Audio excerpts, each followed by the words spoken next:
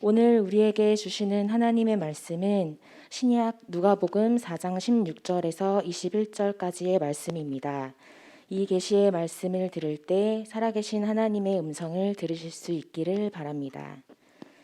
예수께서 그 자라나신 곳 나사렛에 이르사 안식일에 늘 하시던 대로 회당에 들어가사 성경을 읽으려고 서심해 선지자 이사야의 글을 들이거늘 책을 펴서 이렇게 기록된 데를 찾으시니 곧 주의 성령이 내게 임하셨으니 이는 가난한 자에게 복음을 전하게 하시려고 내게 기름을 부으시고 나를 보내사 포로된 자에게 자유를 눈먼 자에게 다시 보게 함을 전파하며 눌린 자를 자유롭게 하고 주의 은혜의 해를 전파하게 하려 하심이라 하였더라. 책을 덮어 그 맡은 자에게 주시고 앉으시니 회당에 있는 자들이 다 주목하여 보더라. 이에 예수께서 그들에게 말씀하시되 이 글이 오늘 너희 귀에 응하였느니라 하시니 이 말씀은 살아계신 하나님의 말씀입니다. 오늘은 배 103주년 3.1절 기념 예배 주일입니다. 오늘 103년 전 일어났던 3.1운동을 통하여서 우리 믿음의 선배들의 나라 사랑, 하나님 사랑의 정신을 배울 수 있기를 바라고요. 그래서 어려운 시대를 살아가는 우리도 하나님을 사랑하고 또 나라를 사랑하는 주의 백성들이 되실 수 있기를 간절히 소망합니다. 3.1운동은 한국교회와 깊은 관계가 있습니다. 독립선언서에 서명하였던 33명의 민족 대표 가운데 기독교인이 16명이 됩니다. 당시 총 인구가 2천만 명 정도 되었는데 기독교인은 116만 명이었습니다.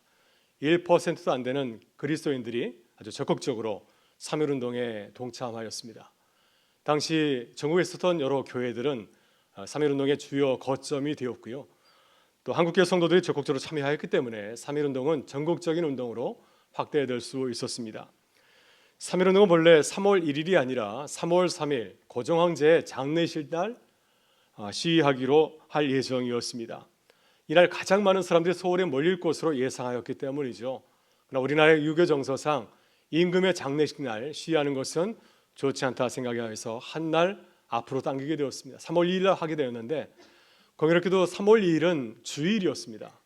민족 대표 가운데 절반 이상을 차지하는 목사님과 장로님들이 반대하였습니다. 그래서 하루도 앞으로 당겨서 3월 1일이 만세운동 거사일로 결정하게 되었습니다. 이렇게 3.1운동을 준비하는 과정 가운데 또 교회에 참여가 있음을 여러분 기억하실 수 있기를 바랍니다. 당시 3.1운동 민족 대표 가운데 그리스도인들은 어떤 마음을 가지고서 운동에 참여하게 되었을까요? 이제 3.1운동이 지나고 3.1운동 관련자 재판장에서 당시 기독교 인사들은 3.1운동에 참여했던 순수한 신앙적인 동기를 법정에서 고백하고 대답을 하였습니다. 그 가운데 서울 스포로 교회를 담임하였던 신석구 목사님은 독립운동에 참여한 전말을 말하는 검사의 질문에 구체적으로 신앙적인 동기를 이렇게 대답하였습니다. 그는 이렇게 말하고 있습니다. 서대문 성경학원 안에서 오하영 목사를 만났습니다. 그가 말하기를 조선민족의 독립을 계획하고 있으니 찬성하는 것이 어떠냐고 물었습니다. 그래서 나는 상제께 나의 몸을 맡긴 사람이오니 하나님께 몸을 맡긴 사람이오니 하나님께서 좋다고 생각하시면 찬성하겠다고 하고 4, 5일간 생각할 여유를 달라고 하였습니다. 그리고 생각해보니 그것이 좋은 일이므로 26일에 이피주 집에 모였을 때 참석하기로 결정하였습니다. 일부 목사님은 일부 학자들은 신석구 목사님을 비난합니다.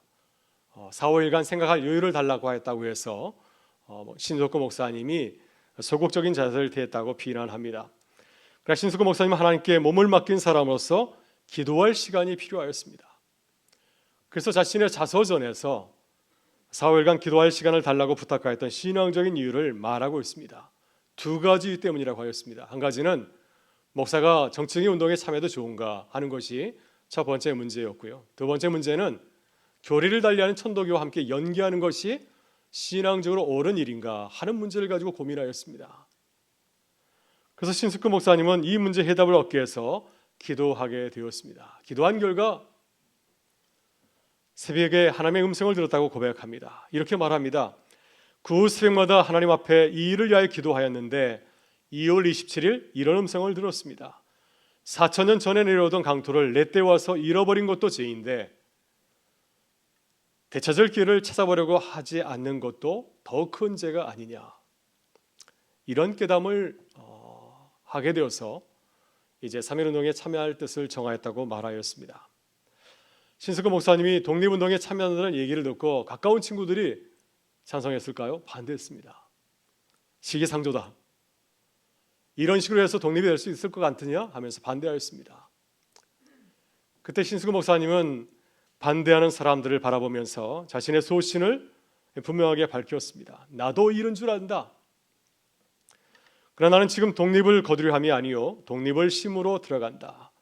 예수님 말씀에 밀 하나가 땅에 떨어져 죽지 아니하면 그대로 있고 죽으면 많은 열매를 맺은다 하였는데, 내가 독립을 위해서 죽으면은 나의 친구 수천 수백의 가슴에 독립 정신이 심겨질 것이요, 혹시 친구들의 마음에 심지 못한다 하더라도 내 자식 중 3남매 심중에 아버지가 독립을 위하여 죽었다는 기억만 남겨주어도 족하다.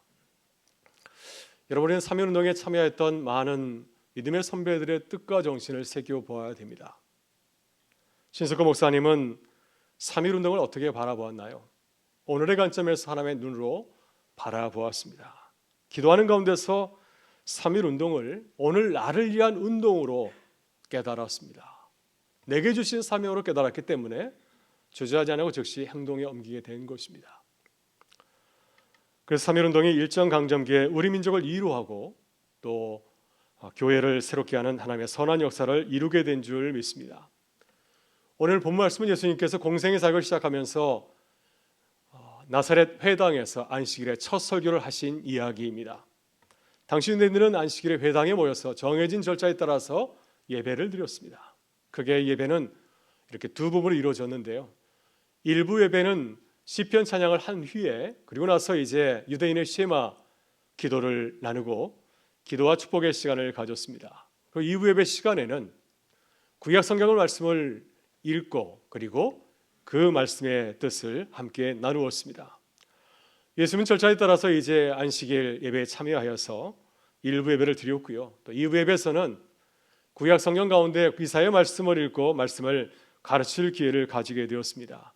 왜냐하면 예수님께서는 이미 여러 갈릴리 회당에서 말씀을 전하였고 또 그리고 회중들로부터 많은 청년들로부터 칭송을 받은 설교자이기 때문입니다. 따라서 예수님은 아마 오늘 이 안식일 나사렛 회당에 초청을 받아서 말씀을 전하는 설교자였을 것입니다.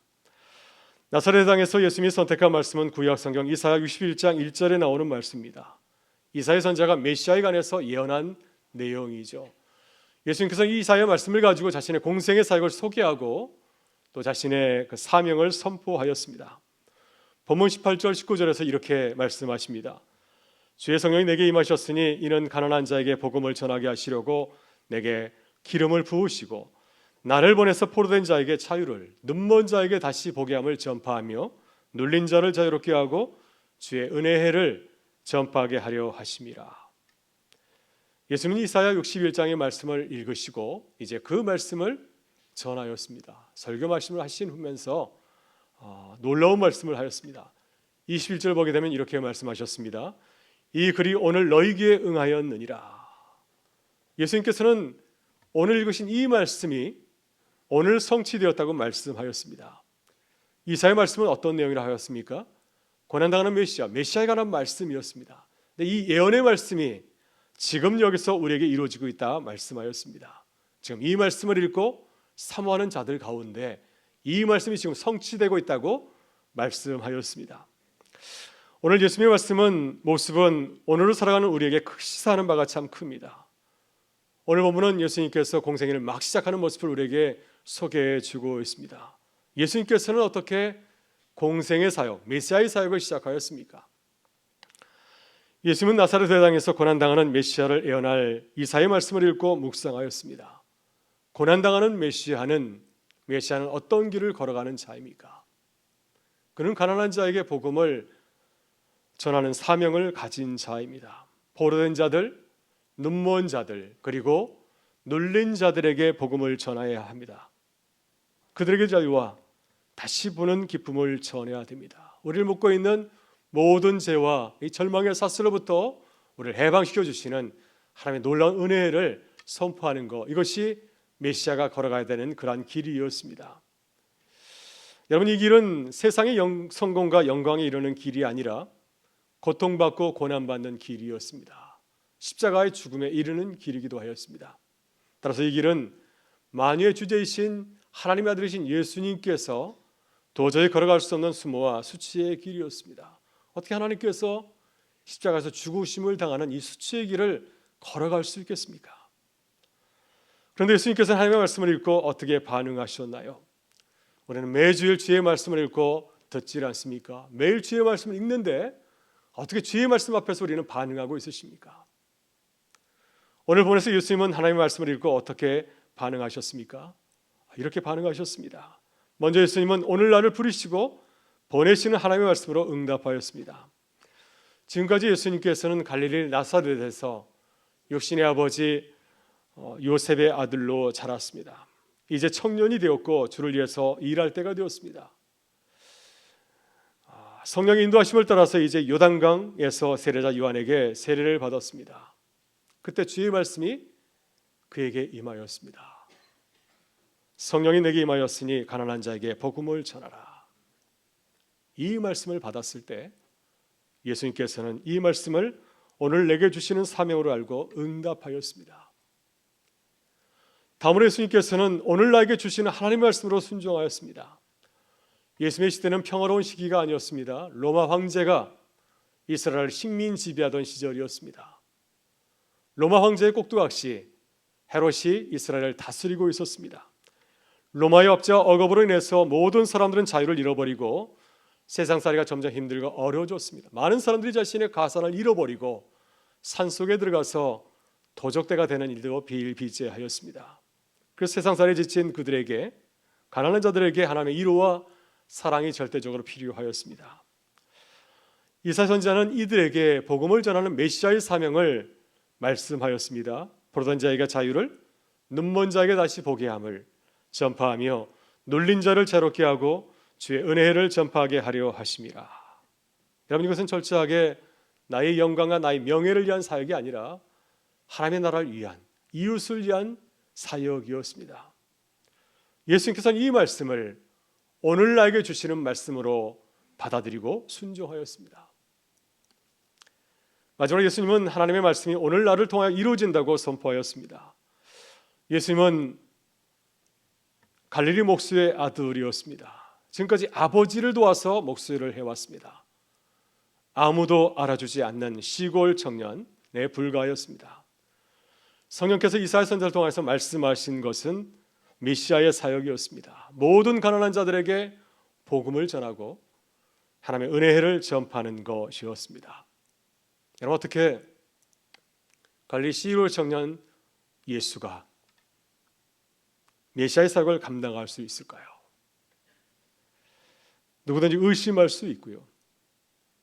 육신의 몸을 입고 태어난 예수님도 내가 과연 할 수 있을까? 이 엄청난 메시아의 사역을 감당할 수 있을까? 의심할 수 있었습니다. 그러나 예수님께서는 이 말씀을 믿고 확신하였고 이 말씀을 선포하였습니다. 이 글이 오늘 너희 귀에 응하였느니라. 여러분, 그렇습니다. 예수님께서 나사렛 회당에서 하나님의 말씀을 읽고 오늘 나에게 주시는 말씀으로 믿고 순종하게 될 때 비로소 하나님의 놀라운 역사가 예수님과 함께 시작되고 이루어졌습니다. 100여 년 전 우리 믿음의 선조들도 3.1운동을 하나님이 오늘 우리에게 주신 사명으로 알고 나아가게 될 때 민족을 깨우는 하나님의 역사를 시작하고 이루어갈 수 있었는 줄 믿습니다. 여러분, 울지마 톤주로 알려진 이태석 신부가 하나님의 품에 안긴 지 벌써 10년이 지났습니다. 그의 선정 10주년을 맞이하여서 그의 정기가 나왔습니다. 그는 29살에 의사의 길을 포기하고 수도자의 길을 선택하였습니다. 이 땅에서 가장 어려운 땅, 가장 가난한 자들이 살아가고 있는 아프리카 남수단 톤주에서 내전으로 버려진 불쌍한 아이들, 또 아무도 돌보지 않는 한센병 환자들 위해서 헌신적인 사역을 하다가 하나님의 부르심을 받았습니다. 이택 신부는 성경 말씀 가운데서 한 말씀을 나에게 주시는 하나님의 말씀으로 받아들였습니다. 마태복음 25장 40절에 나오는 말씀, 지극히 작은 자 하나에게 한 것이 곧 나게 한 것, 이 말씀을 내게 주신 말씀으로 받아들였습니다. 그래서 의사의 길보다도 가난하고 소외된 자를 위한 삶을 선택하였습니다. 가난한 자들 가운데서 특별히 불우한 자들, 불우한 청소년을 위한 사역을 나의 송서, 나의 소명으로 알고 서원하였습니다. 1999년 이태희 신부는 이제 이태리에서 신학교를 다니고 있었는데 신학생의 신분으로 아프리카 남수단 톤주를 방문하였습니다. 한센병 환자 마을을 방문하였는데 그때 그들이 고자는 움막에서 풍겨 나오는 심한 악취를 견디지 못하고 도망치듯 나왔습니다. 수십 명이 그 안에 우거하고 있는데 병을 치유하지 못하여서 이 고름, 또 다른 곳을 가지 못하기 때문에 그곳에서 배설하는 그 지독한 냄새 때문에 토하듯 하면서 그것을 도망치듯 뛰쳐나왔습니다.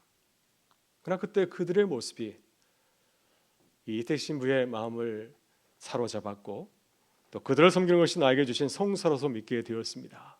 그래서 2001년 이제 신학교를 졸업하고 신부 서품을 받고 다시 남수단 톤주에 찾아갔습니다.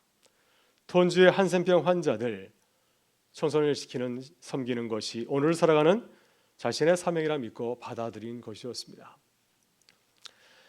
이태석 신부가 군의관 생활을 마친 후에 의사의 길을 포기하고 서울의 한 수원에서 불우한 청소년을 섬길 때 있었던 일입니다. 한 아이가 이태석 신부에게 물었습니다. 도저히 이해할 수가 없었습니다. 왜 의사의 길을 버리고 신부가 되려고 하십니까? 이렇게 물었을 때 이태석 신부는 그 소년에게 돌과 다이아몬드의 비유를 들려주었다고 합니다. 수철아, 너는 길에 돌멩이와 다이아몬드가 있으면 무엇을 먼저 주겠니? 그걸 질문이라고 하세요? 당연히 다이아몬드를 잡죠. 그래, 맞았다. 다이아몬드를 잡아야지. 근데 수철아, 나에게는 의사는 돌멩이고 하나님과 너희들은 바로 다이아몬드란다. 그래서 너희와 함께 하는 거야. 이태석 신부는 예수님의 말씀을 오늘 나를 위한 하나님의 말씀을 믿고 순종하였습니다. 지극히 작은 자 하나에게 한 것이 곧 나에게 한 것이다. 이 말씀을 내게 주신 말씀으로 붙잡고 살았습니다. 그 믿음의 순종과 결단이 하나님의 아름다운 일을 이루어가는 하나님의 의의 도구로 아름답게 사용된 줄 믿습니다. 우리는 우리의 삶 속에서 하나님의 역사를 이루어가는 예수님의 제자들입니다. 우리는 어떤 하나님의 말씀을 나에게 주시는 소명의 말씀을 믿고 살아가고 있으십니까? 이 어려운 시대에 하나님께서 나에게 주시는 거룩한 소명과 사명은 무엇인가요? 사랑하는 여러분, 사순절을 보내면서 우리 예수님처럼 하나님이 내게 주신 말씀을 깨닫고 주님이 주신 그 거룩한 사명을 감당하기 위해서 오늘을 기쁘게 살아가는 주님의 교회와 성도들이 되실 수 있기를 주의 이름으로 축원합니다.